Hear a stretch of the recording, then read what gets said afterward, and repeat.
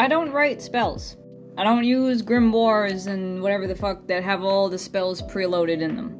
And that's because I've always been the kind of bitch that believes that application is more important than rules.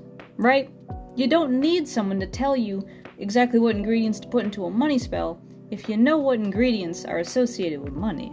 In fact, goddammit, you really don't need any materials at all to do magic if you really want to know. But a lot of times when people ask me, like, Sarah, what books are really good to get into Christian witchcraft? When it comes to the witchy side, I don't really have that many recommendations just because you get one good herb encyclopedia, like a witchy one, you get one good crystal encyclopedia, you get one good astrology book, and you're basically done. Okay? You don't need to have the entire fucking Llewellyn catalog to be a witch. I just made the most gorgeous loaf of bread. No one talked to me. Anyway, if you really want to get into Christian witchcraft in terms of books, obviously I could recommend mine to you all day long. I could recommend you discovering Christian witchcraft, sure, yeah. I mean, it is quite literally the basic starting point for anyone who has literally no idea where to start at all and just really wants to figure out what the hell Christianity is, witchcraft is, and how they go together, sure. But I tell you now, I myself am no longer satisfied talking about the how to get started kind of stuff. Discovering Christian Witchcraft is getting a sequel, and in that sequel, there are a lot of books that I think that anyone who is not just serious about witchcraft, but also Christianity, should definitely read.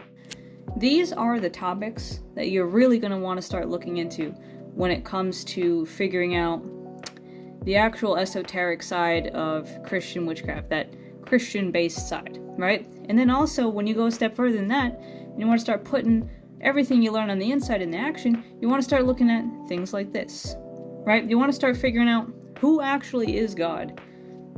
Not just in what the Bible says, but in the actual archaeological, historical zone. Like, Christianity wasn't made in a vacuum. It didn't come from outer space. It came about in the Roman Empire, where a lot of certain types of philosophers were greatly celebrated and were being taught.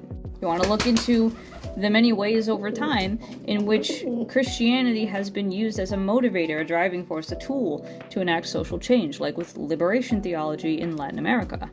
And as you continue to go on and on and on and on and on, you want to realize that the term Christian witch is a socio-political title, and that if you wanted to walk away from the social challenge that comes with it, you could easily do the same exact things that us Christian witches do with the basil and the cinnamon and the la la la la la, without calling yourself a Christian witch at all.